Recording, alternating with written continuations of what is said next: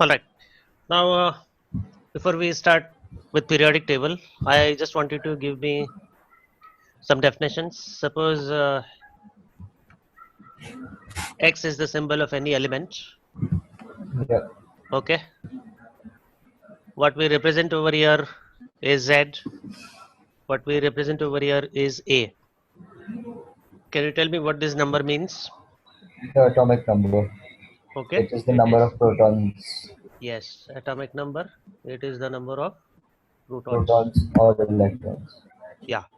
But if you say electrons, then it should be a neutral atom. Okay. If any atom has lost or Yeah. gained electrons, in that case, this number of protons will not be equal to number of electrons. So in that case, number of electrons is not going to represent the atomic Number. number. Now, what does this A represent? That's the mass number. Okay, that's atomic mass number. Yeah. Which What is is this?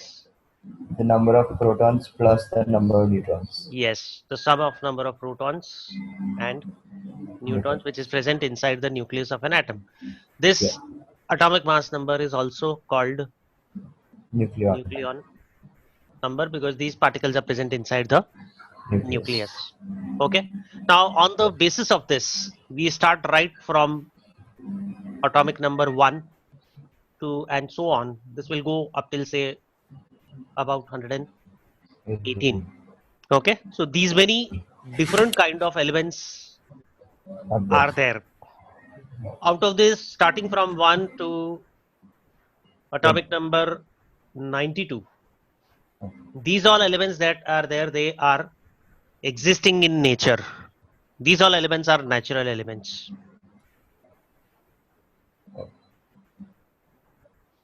Starting from 93 to up till whatever 118 is there, these all elements are artificially prepared elements. They're the transition metals. No, that's not transition metals. There is some other name given to these elements. Okay, these are artificially prepared elements. It means they do not exist in nature. We have somehow added a more number of protons inside the nucleus, and into the laboratory we have prepared all of these elements. Otherwise, in nature, only these many elements starting from 1 to 92, these all elements are existing, which are natural elements. This atomic number 92, if you look into the periodic table, okay, the periodic table is over here. You can see here atomic number 92 is this. Okay, Uranium. this element is uranium. Rest all the elements are after this are artificially prepared. Okay, Yeah. therefore, because these elements are coming after uranium, we call these artificially prepared elements as transuranic elements. Oh. That's the opposite of uranium. Okay, because they are coming after uranium. Trans means later. So after uranium, so these are transuranic elements. Now, how are we going to classify these elements? Okay, because so many elements are there. If you want to study them systematically, some systematic grouping or classification will have to be made. Therefore, we are preparing this periodic table, which is on the basis of what? It is Atomic on the number. basis of atomic Number. number. Okay, so if you look into the picture of the periodic table, okay, you start from 1 over here. Okay, this is hydrogen. Then your next element is atomic number 2, that is helium. Then atomic number 3 comes over here. Then 4 comes over here. Then there is a gap of 10 elements. Okay, then 5, 6, 7, and so on. This will go up till 10. Similarly, here sodium is there. It starts from 11. It goes right up to 18. Okay, now these all elements that are there, okay, that are arranged in a systematic way, these all vertical columns that are there, we will call them groups. Yeah. Okay, these all are groups. If you look at this, if you count all of these starting from the left side, okay, you will be able to notice that there are 18 vertical columns. So there are how many groups? 18. 18 groups are present. Okay, now if I'm counting these horizontal rows, Periods. okay, so these are 7 rows are there. These are going to be our 7 periods. Okay, these both which are there, they are separate series. You can see over here the first element that is there, that is lanthanum. Yeah. Okay, starting from 57 to 71 is a group of 14 elements. Because these elements follow lanthanum, the first series or group of these elements is called as lanthanides. Similarly, here the second series is there. The element starts, the first element over here is actinium. These 14 elements, therefore, because they have very similar properties, this will be named as actinides. Okay. Yeah. Now, the next part is, if you look into the periodic table, you can see on the extreme right hand side. Okay, these are all the elements that are marked in gray color. All these elements have completely filled orbits. This is group 18. This is also known as group 8A. Okay, but Yeah. more perfectly, it is going to be group 18. This all is going to, all these elements are going to have completely filled orbits. These all are going to be your inert gases. Yeah. Okay, as you know, inert gases, the orbits are completely filled, so they will not take part in the chemical reaction and they will not form any compounds and their valency will be 0. Zero. So therefore, these elements are also known as zero group elements.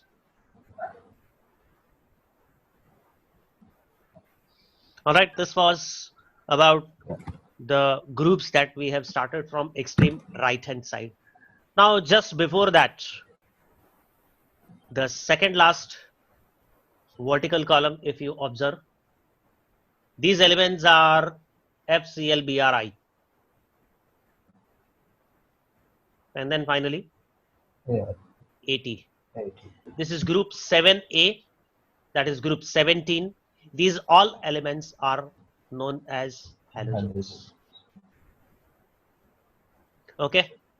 Yeah. Halo means C, gens means producers. These are all sea salt producers. It means all of these elements are present in sea salts. You know, our common salt is sodium chloride. Yeah. Okay. Even sodium bromide, sodium iodide, or even potassium bromide, potassium iodide. So all of these salts will be, all of these elements will be present in sea salts in minute quantities. Of course, the major quantity of this is sodium chloride, and other elements are also present. Therefore, these all elements we will call them sea Halogen. salts. Okay, that is sea salt producers, that is halogens. Yeah. Okay, now even if I'm considering the valencies of all of these elements, okay, these all elements will have 7 electrons in their outermost shell or outermost orbit. Therefore, all of them are going to have its valency, their valency as minus 1. If I'm going the group preceding that, all of these elements, okay, that is group 16. All of these elements will have 6 electrons in their outermost shell. Okay, in order to complete octet, they have to make 8 electrons. Therefore, all of these elements will have their valencies minus 2.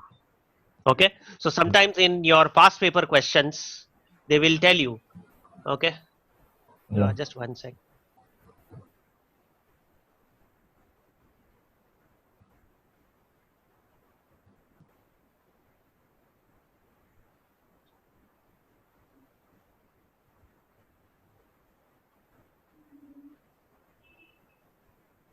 All right. Yeah. Now, in your past paper questions, sometimes they will tell you the formula of a particular compound. Okay, let us suppose I'm taking here the example of, say, formula of sodium oxide is Na2O. Yeah. What will be the formula of the compound which is, say, tellurium? Na2T. Okay, it is going to be Na2. T. Why? Because its valency in the entire group is going to be same. Yeah. Okay. Now I'm just coming to Similarly, here all of these will have 5 electrons in their outermost shell, so their valency will be -3. All of these will have 4 electrons in their outermost shell. These all group will have 3 electrons in their outermost shell, so their valency will be +2. Yeah. These all elements will have 2 electrons in their outermost shell, so their valency will be +2. And these all elements, that is the first row that is there, that is your first group that is there, that is group 1A. Yeah. These all will have 1 electron in their outermost shell, so their valency will be +1. 13 will be +3 now. Yes, here the valency, sorry, this will be +3. Yeah. Okay. Yeah. Now this was about valencies. So similarly, as I had asked you the question for oxygen and tellurium, similarly the question can be there for these all groups or even these all groups. Okay. Yeah. The formula of hydroxide of magnesium, say, is MgOH twice. What is the formula for hydroxide of, say, strontium? Okay. Obviously here the formula is going to become SrOH twice. twice. So such kind of questions will be there in your past Yeah. papers. Okay. Now apart from this, the first group elements, okay, all of these are very strongly alkaline in nature. Therefore, this entire group 1A, these are known as alkali metals. Okay, these are highly Yeah. reactive metals, and as we come down the group, their reactivity also increases. The reason for that is the ability to lose electron, because they have 1 electron in their outermost shell. Their ability to lose electron becomes more easier. Increase. Therefore, the ease with which they lose electron, okay, it increases. Therefore, the elements as you come down the group becomes more and more reactive. Similarly, here we are having your second group that is there. These are also alkaline in nature, and all of these metals are found in the Earth's crust. Therefore, all of these elements are known as alkaline earth metals. Okay. Yeah. Now, apart from this, we will be dealing later when we do metallurgy. Any element that is having 1, 2, or 3 electrons in their outermost orbit, all of these are going to be metals because they are going to donate electrons. The elements which are having 5, 6, and 7 electrons in their outermost orbit, they are going to be non-metals because they are going to accept electrons. Okay, of course, we have said as before, if they have 8 electrons in their outermost orbit, except the first one. This helium will have how many electrons in their outermost orbit? 2. 2 electrons, because there are only 2 protons and the first orbit can hold maximum 2 electrons. So helium will be having its duplet. Rest all elements will have 8 electrons in their outermost orbits. So these are all going to form inert gases. Yes. Okay. Now, as we are coming from left to right over here, okay, their metallic property decreases. It means here the first element in a particular period will be more metallic than the second element. Okay. The reason for that is here there is 1 electron which is much easier to lose away that electron rather than losing away 2 electrons, which is the second element from this part, that is the second element of this period. Okay, and losing 3 electrons becomes still more difficult. So its metallic property, as you are coming from left to right, it keeps on decreasing. On the contrary, if you are coming from top to bottom, the metals, these elements can lose electrons more easily. Therefore, their metallic property increases.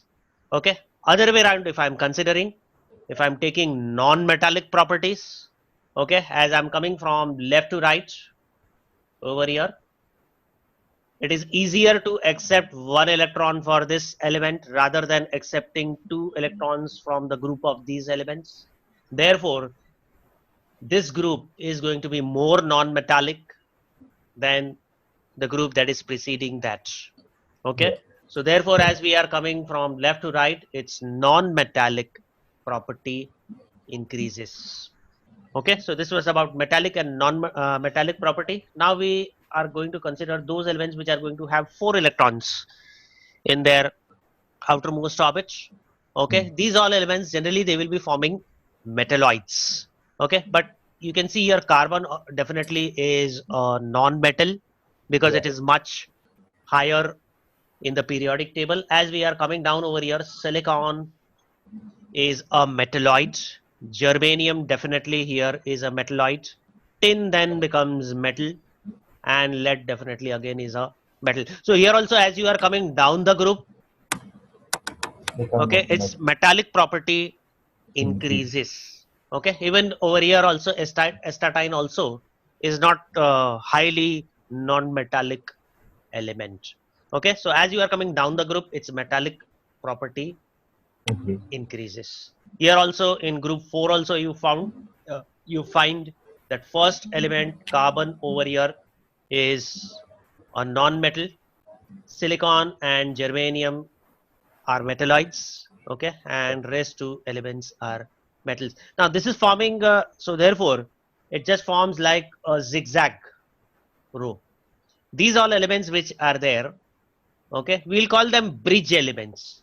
Why? Because they will be lying, all these elements which are shown in purple, these are all Non-metal. non-metals. Yeah.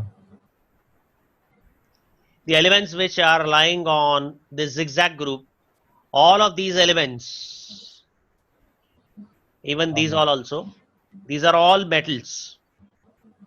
Oh. So you can see about 80% of the elements in the periodic table are metals. Few of Yeah. them are non-metals, few of them are inert gases, and very few of them are obviously, these are all Metal. metalloids. Okay, Yeah.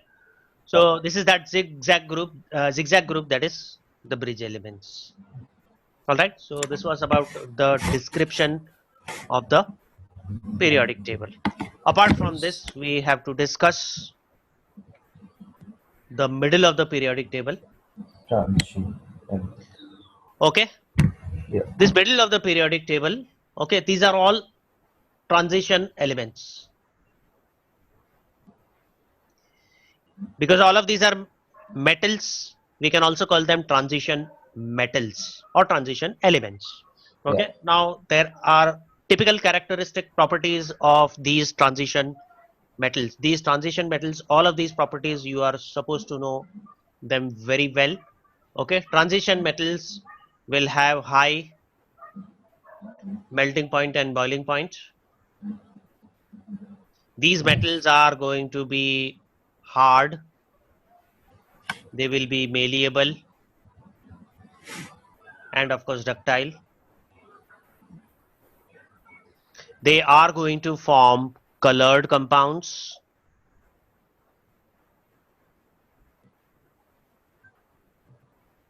And additionally, one more most important property, they are going to show variable valency. Oh. Oh yeah. Okay, these all properties of transition metals or transition elements are going to be very important. So Just 1 second, I'll just save this page. yeah.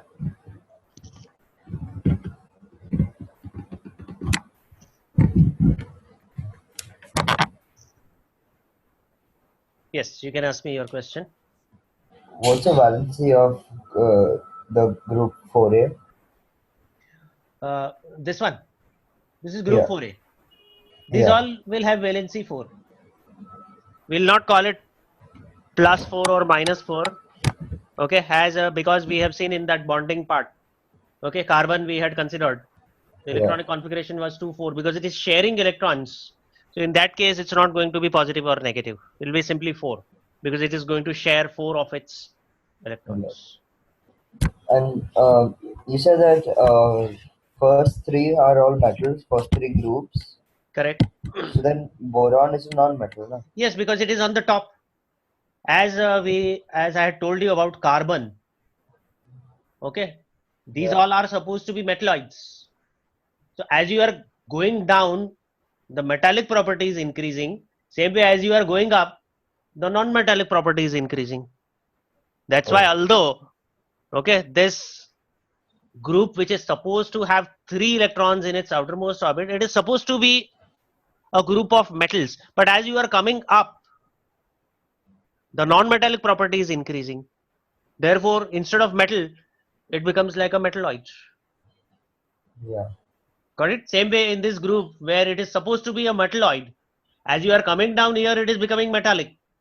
These all these two elements which are there, okay, that is silicon and germanium. These both are metalloids, but again, as you are coming up over here, carbon becomes a non-metal.